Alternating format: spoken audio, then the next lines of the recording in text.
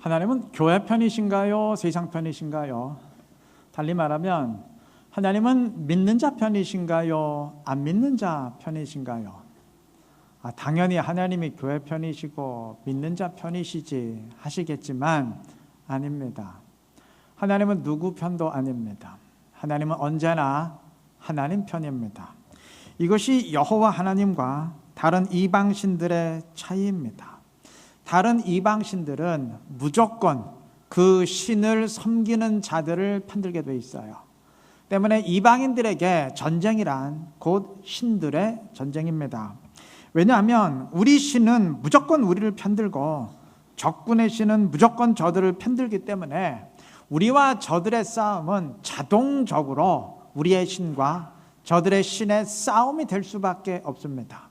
우리가 전쟁에서 이겼다는 것은 우리의 신이 이겼다는 것을 의미하고 반대로 저들의 신이 패배했다는 것을 의미합니다. 그런데 여호와 하나님은 달라요. 오늘 읽은 본문 21절은 블레셋 사람들이 전쟁에서 그들의 우상신을 버리고 도망쳤음을 증언합니다.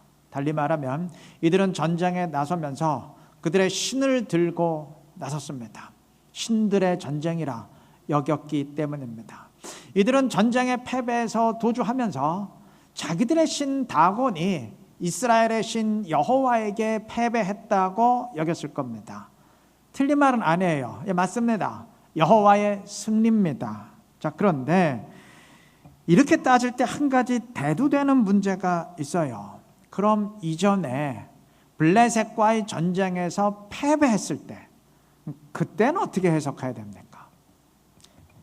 이전에 사울 왕이 패배하고 전사했던 전쟁도 블레셋과의 전쟁이었었는데 그럼 그 전쟁에서는 여호와가 패배했던 것인가요? 여러분, 만약 여호와가 무조건 이스라엘을 편드는 신이라면 이스라엘의 패배가 곧 여호와의 패배가 되겠죠. 그런데 여호와 하나님은 그렇지 않습니다.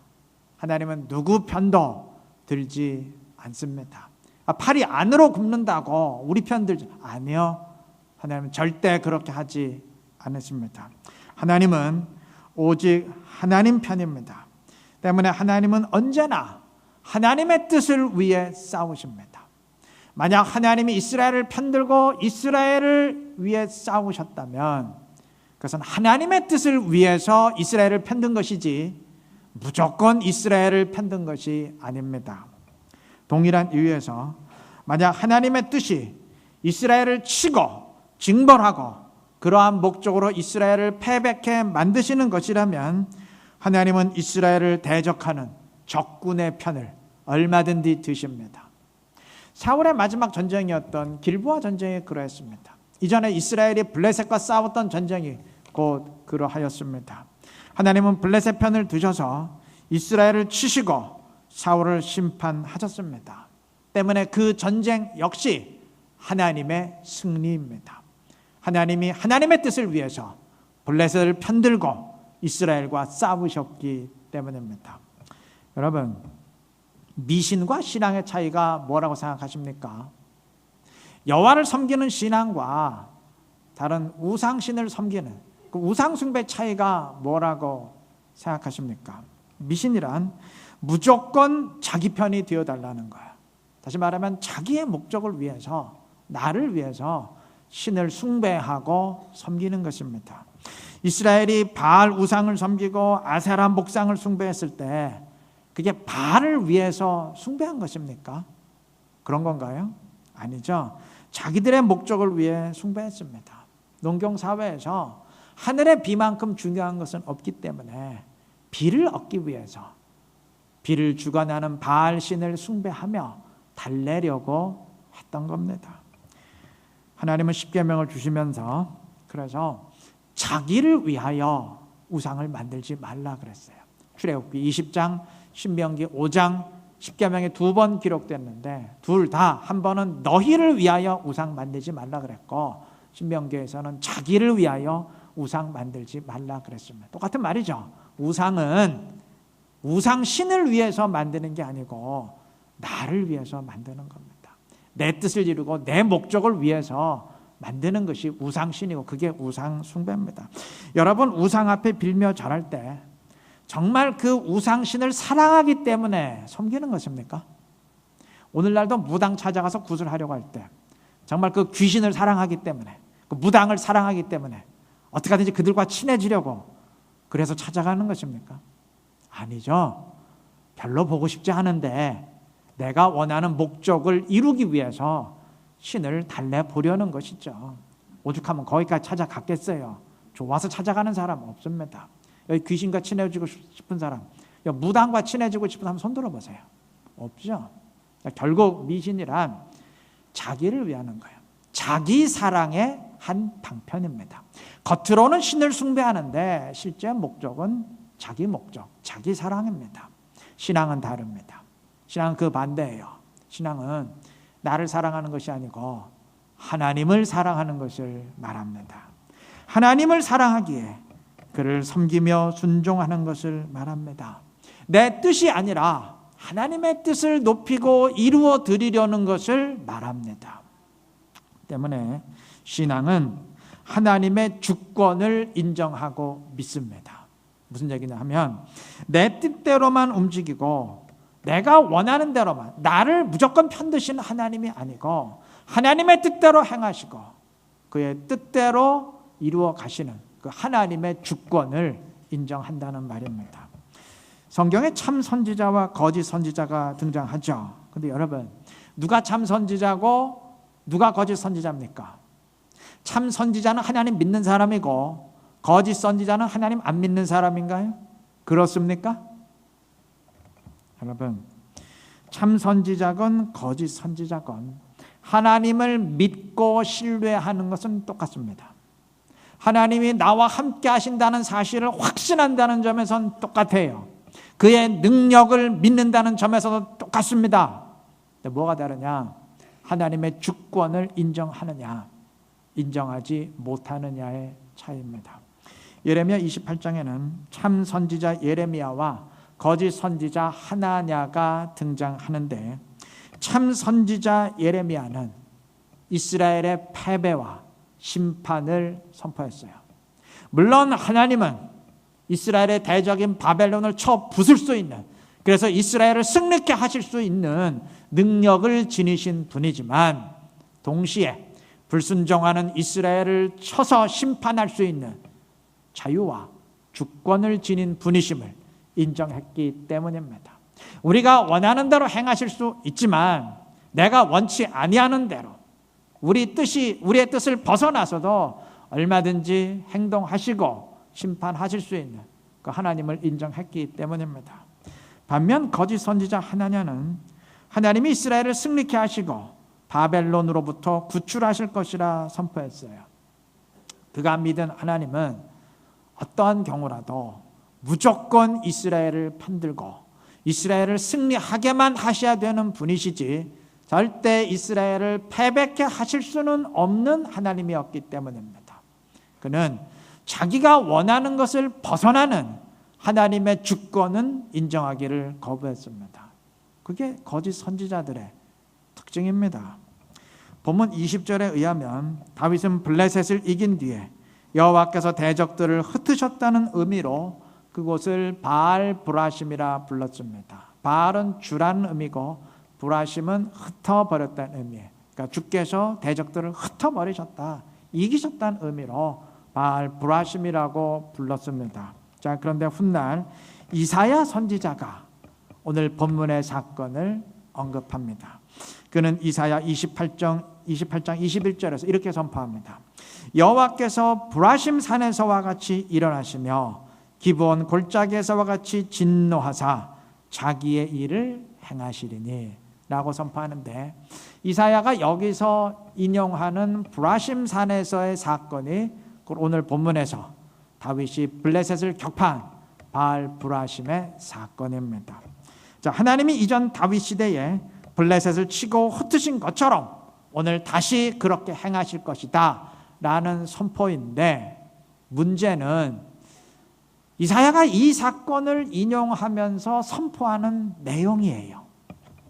여러분, 과거 다윗 시대에 이스라엘이 블레셋에게 승리했던 사건을 언급하면서 오늘날도 그렇게 하실 것이다 라고 선포했으니까 당연히 이스라엘의 승리를 선포하는가 보다 싶겠지만 아니에요. 정반대입니다.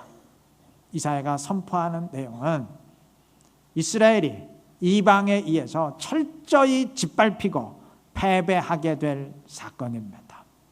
그러니까 얼핏 보면 이사야가 지금 성경을 잘못 인용하고 있는 게 아닌가 싶습니다. 과거에 승리한 것처럼 이번에도 승리할 것이다, 뭐 이렇게 연결을 시키든지, 아니면 과거에는 승리하게 하셨지만 이번에는 패배하게 하실 것이다, 이렇게 대조를 시키든지, 뭐 이래야 지금 말이 통하는 거지. 과거에 승리한 것처럼 이번엔 패배할 것이다, 이거 좀 말이 안 맞지 않느냐 싶을 수 있어요. 서로 성격이 다르지 않느냐 그렇게 느낄 수 있습니다. 여러분, 이사야 선지자가 그럼 왜 이렇게 선포했을까요? 그가 참 선지자로서 하나님의 주권을 인정했기 때문입니다. 그는 하나님을 무조건 이스라엘을 편들고 이스라엘을 위해 싸우셔야만 되는 분으로 알지 않았어요. 그는 하나님을 하나님의 뜻을 위해 싸우시는 분으로 알았습니다. 그러하기에 앞으로 닥칠 전쟁의 비극을 이스라엘의 패배라는 관점이 아니고 하나님의 승리라는 관점에서 이해했습니다. 하나님이 그의 뜻을 위해서 이방을 편들고 이스라엘과 싸우시는 전쟁으로 이해했어요.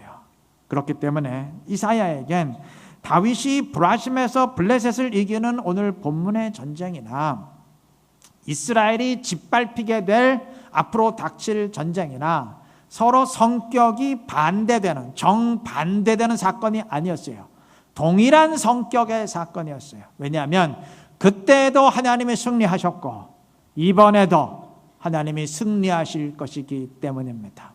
차이가 있다면 그때는 하나님이 이스라엘을 편들어서 승리하셨고 이번에는 이방을 편들어서 이스라엘과 싸우며 승리하실 것이기 때문입니다. 오직 그 차이만 있을 뿐이지 그때의 사건이나 지금의 사건이나 하나님의 승리라는 사건에서는 동일한 성격의 사건이기 때문입니다. 그래서 그는 두 사건을 대조시키는 게 아니고 그때처럼 지금도 하실 것이다, 동일한 성격의 사건으로 연결했던 겁니다. 그는 하나님의 주권을 인정했어요. 하나님은 이렇게 하실 수도 있고 저렇게 하실 수도 있다. 우리를 위하실 수도 있지만 우리를 치실 수도 있는 그 하나님의 주권을 인정했습니다. 이사야가 참 선지자였기 때문입니다. 여러분, 이처럼 하나님의 주권을 인정하는 것이 참 선지자의 특징이라면 우린 그러한 관점에서 참 믿음과 가짜 믿음도 가려낼 수 있습니다. 여러분, 무엇이 가짜 믿음인가요? 예수 안 믿는 겁니까? 안 믿으면서 믿는 척하고 있는 거, 그게 가짜 믿음입니까? 아니죠. 예를 들어서 그 누구도 하얀 백지를 그걸 위조 지폐라 하지는 않아요. 그건 그냥 종이지 지폐는 아니죠. 위조 지폐는 진짜하고 똑같이 생겼는데 누가 봐도 지폐처럼 보이는데 자세히 보니까 아닌 것, 그게 위조 지폐고 가짜 지폐죠. 믿음도 그렇습니다. 아예 예수 안 믿는 거는, 믿지도 않으면서 믿는 척, 그건 안 믿는 거지. 그건 가짜 믿음 아니에요. 가짜 믿음이란 믿어요. 분명 하나님을 믿어요. 하나님의 능력도 믿어요. 하나님이 나와 함께 하신다는 사실도 믿어요. 그의 계획도 믿어요. 다 믿는 것 같은데 자세히 보니까 핀트가 어긋났어요. 초점이 어긋났어요. 그게 가짜 믿음입니다. 가짜 믿음은 그래서 거짓 선지자들의 믿음이에요. 하나님을 믿고 그가 나와 함께 하심을 확신하는데 가만히 보니까 무조건 나를 편드시는 하나님, 내가 원하시는 대로만 움직이고 역사하는 하나님을 믿는 것을 말합니다. 그러니까 내가 원하는 것과 하나님의 뜻이 일치하는 그 공통집합, 그것만 믿고 그 나머지는 애써 외면하거나 무시하는 것을 말합니다. 그것은 하나님을 믿고 사랑하는 것 같지만 엄밀히 말하면 우상 숭배와 성격이 똑같아요. 나 자신을 사랑하는 것에 불과합니다. 고양이가 쥐를 좋아하지만 사랑하지는 않듯이 단지 하나님을 좋아할 뿐이지 사랑하는 건 아니에요. 궁극적으로는 자기 목적의 성취이기 때문입니다. 참 믿음은 하나님을 사랑하는 것을 말합니다. 그러하기에 내가 원하는 것이 아니더라도 하나님의 뜻이라면 기뻐하며 순종하는 것을 말합니다. 나를 쳐서 복종시켜서라도 하나님의 뜻을 이루어 드리려는 것을 말합니다. 이스라엘은 패배해도 하나님은 승리하기를 원하고, 나는 낮아지고 괴로움을 당해도 하나님의 영광은 드러나기를 원하는 것을 말합니다. 그게 참 믿음입니다. 더 중요한 것은 막 지금 그런 생각하실 거예요. 아이고, 신앙생활 힘들어서 어떻게 하냐. 그걸 억지로 하는 게 아니고 성령이 내 안에 계시기에, 하나님이 나와 함께 하시기에 그걸 자원해서 하는 것을 말합니다. 그러한 의미에서 믿음은 하나님의 선물이자 은혜입니다. 신앙생활은 엄밀히 말하면 하는 게 아니고 되어지는 거예요. 하나님의 손에 이끌려 되어지는 겁니다. 주님을 내 안에 모시고 주인으로 모시기를 바랍니다. 그래서 주님의 마음을 품고 주님과 동행하면서 내 뜻이 아닌 주님의 뜻을 행하는, 내 영광을 드러내는 것이 아니고 주님의 영광을 드러내는, 내 뜻을 이루려는 것이 아니고 내 욕망을 채우려는 것이 아니고 주님의 뜻을 이루어 드릴 수 있는 지혜로운 우리 모두가 되시기를 바랍니다. 다윗은 온 이스라엘의 왕위에 오른 뒤에 블레셋을 쳐서 격파하였고, 그 뒤 블레셋은 더 이상 이스라엘의 적수가 되지 못합니다. 지난주에 보았던 것처럼 다윗은 온 이스라엘의 왕위에 오른 뒤에 지난 400년 동안 이스라엘이 정복하지 못했던 예루살렘을 즉각 정복하고, 또 사울이 패배하고 전사했던, 그렇게 만들었던 블레셋 군대들을 여지없이 격파했어요. 다윗의 이스라엘은 계속 승승장구했습니다. 그 이유를 10절에 이렇게 밝힙니다. 만군의 하나님 여호와께서 함께 계시니 다윗이 점점 강성하여 가니라. 다윗이 그렇게 강성해질 수 있었던 이유, 하나님이 함께 하셨기 때문입니다. 자, 그런데 여기서 한 가지 우리가 좀 짚고 넘어가야 될 것이 있어요. 여러분, 하나님이 함께 하셨기에 다윗이 강해졌다는 얘기는, 이거 바꾸어 말하면 어떤 말이 될 수 있습니까? 만약에 강해지지 못하고 반대로 약해졌다면 그건 하나님이 함께하지 않으셨다는 말이 될 수도 있어요. 그런데 그게 맞습니까? 그게 사실입니까? 다윗이 유다 왕이 되기 전 도피 생활을 하면서 온갖 고난을 다 겪었어요. 심지어 블레셋 땅에서는 침을 질질 흘리는 정신병자 행세를 하면서 생명을 유지하며 살아야 됐던 적도 있습니다. 그러한 고난의 삶이 이게 하루 이틀이 아니고 무려 10년입니다. 10년. 골리앗을 이기고 지휘관에 올랐던 이전의 삶과 비교해 볼 때 그 삶은 누가 봐도 낮아진 삶이었고 연약해진 시간이었어요. 그럼 그렇게 다윗이 이전에 비해서 연약해지는 그 순간에는 그럼 하나님이 함께하지 않으셨던가요?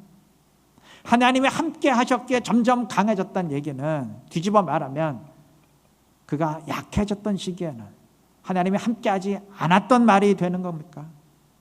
아니죠. 하나님은 그때도 다윗과 함께 하셨습니다. 다시 말하면 하나님은 늘 다윗과 함께 하셨는데, 어느 때는 다윗이 시련과 고난의 긴 세월을 보냈고, 또 어느 때에는 점점 강성해지는 시간을 보냈어요. 요셉도 그렇죠. 늘 요셉은 하나님과 함께 하셨어요.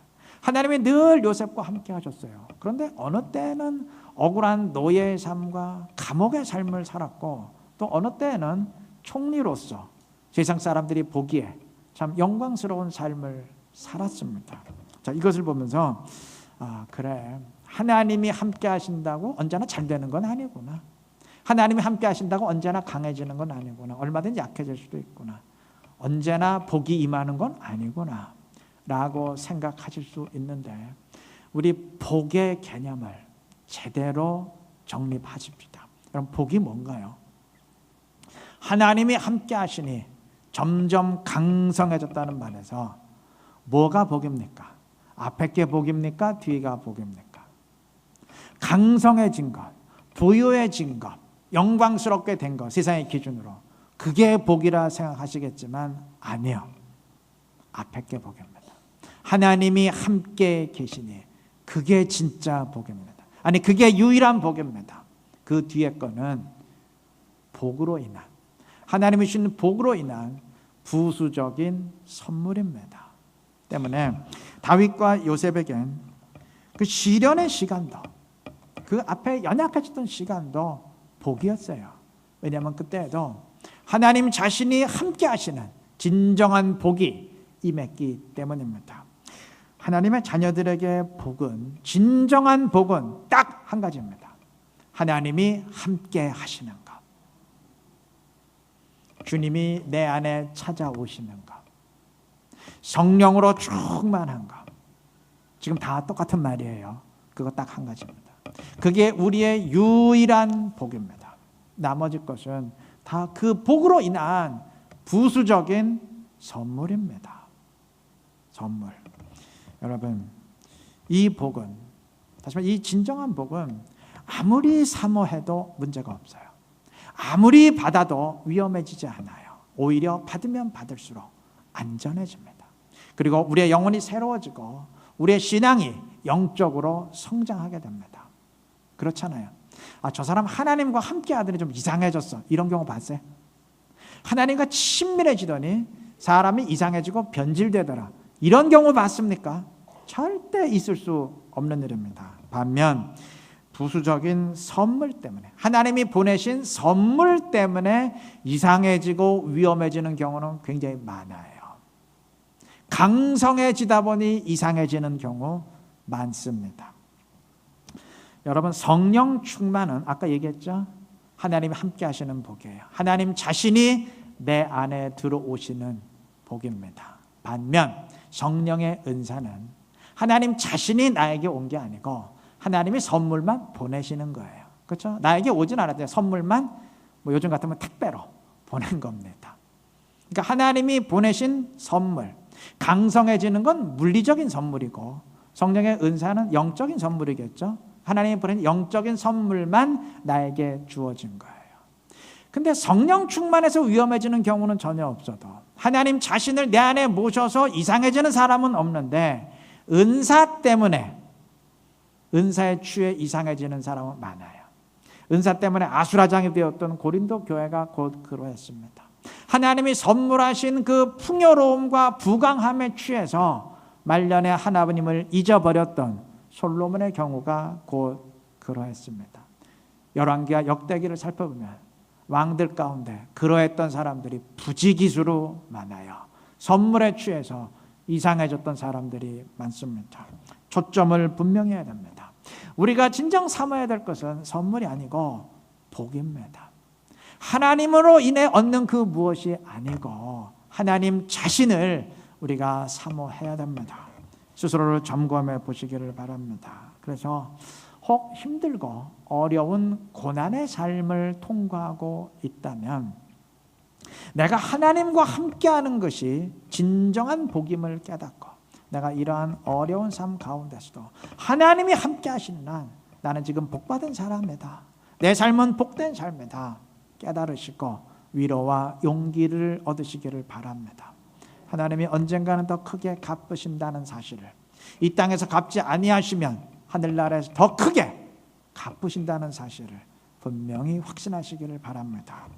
반대로 만약 풍요롭고 강성한 삶을 살아가고 계신다면, 남들이 부러워할 만한 삶을 살아가고 계신다면 그것 때문에 취해서 만족할 것이 아니고 늘 명심하시길 바랍니다. 이건 진짜 복이 아니고 이건 선물일 뿐이고, 진정한 복은 하나님과 함께하는 것임을 깨닫고 내가 진정 하나님과 함께하고 있는지, 아니면 이 삶에 취해서 알게 모르게 하나님과의 끈이 얇아지고 있는 것은 아닌지 반드시 점검하시기를 바랍니다. 그래서 하나님을 붙드시고 하나님과 함께하는 진정한 복 안에서 선물도 누려가는, 그 삶의 질서를 제대로 잡아가는 지혜로운 여러분들 되시기를 바랍니다. 그래서 내 삶의 형편이 어떠하든지, 부하든지 가난하든지, 강성해지고 있든지 아니면 연약한 가운데 있든지 상관없이 어떤 처지와 환경에서건 언제나 하나님과 함께 하면서 주님의 그 허락해 주시는 복된 삶을 누려갈 수 있는 지혜로운 우리 모두가 되시기를 바랍니다. 말씀을 맺겠습니다. 다윗이 왕이 된 뒤에 오늘 본문의 증언처럼 블레셋은 이스라엘에게 크게 패배했어요. 그리고 그동안 점령했던 영토까지 다 내주게 되었습니다.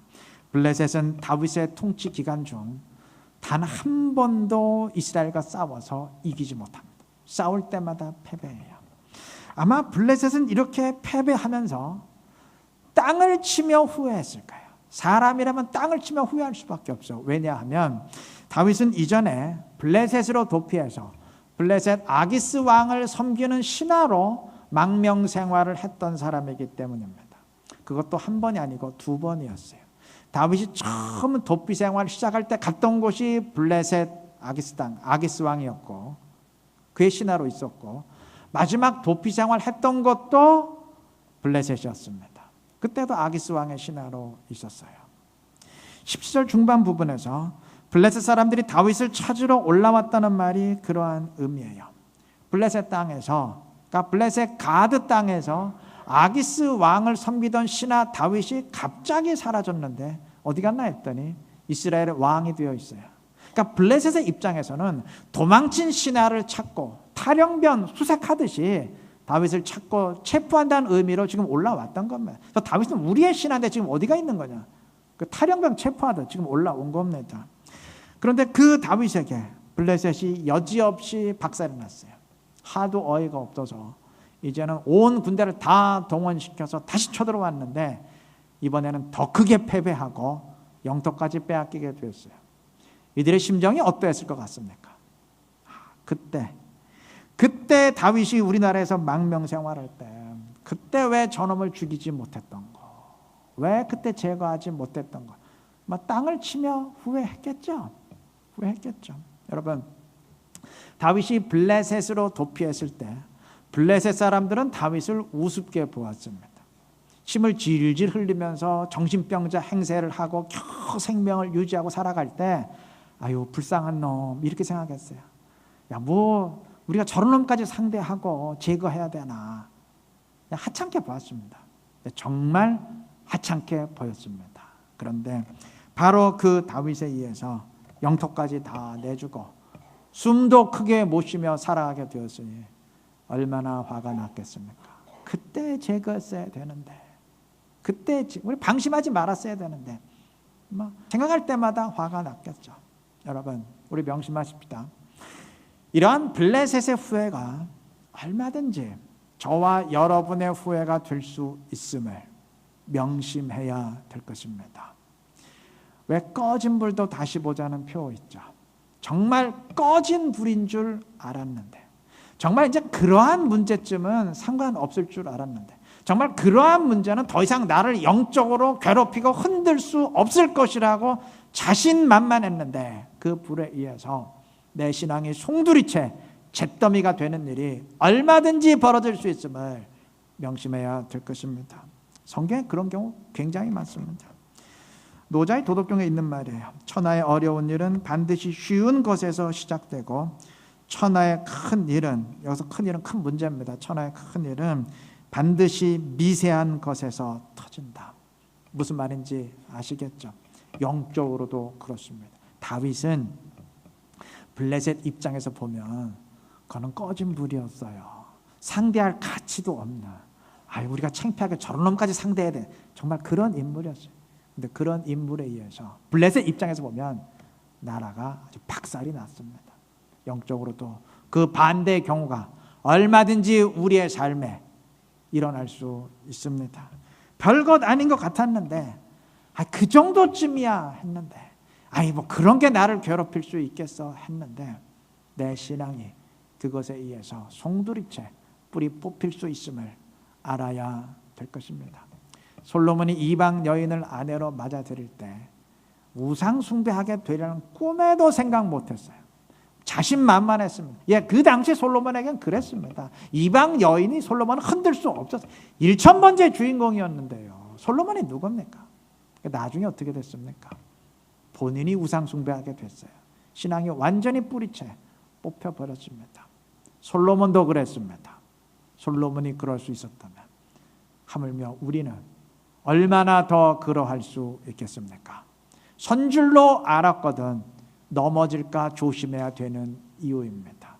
그까짓 할 게 아니고 늘 깨어서 나 자신을 살펴야 되는 이유입니다.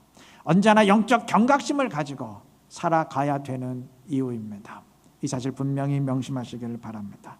그래서 늘 경각심을 가지고 늘 새롭게 결단하면서 주의 말씀 붙들고 주님과 함께 동행할 수 있는 지혜롭고 신실한 우리 이루는 게 모든 성도님들 되시기를 그리스도의 이름으로 축원합니다.